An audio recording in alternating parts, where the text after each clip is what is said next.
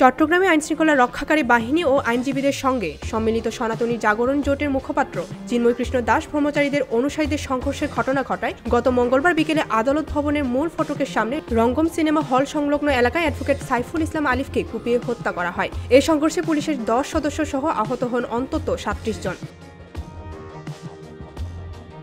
এই বিষয়ে সামাজিক যোগাযোগ মাধ্যমে ফেসবুকে একটি স্ট্যাটাস দিয়ে আইনজীবী আরিফ হত্যার ঘটনায় ভারতে পালিয়ে যাওয়া আওয়ামী লীগ সভাপতি ও সাবেক প্রধানমন্ত্রী শেখ হাসিনার কথা মনে করিয়ে দিলেন ঢালিউড নির্মাতা ও সাংস্কৃতিক বিষয়ক উপদেষ্টা মুস্তফা সারওয়ার ফারুকী।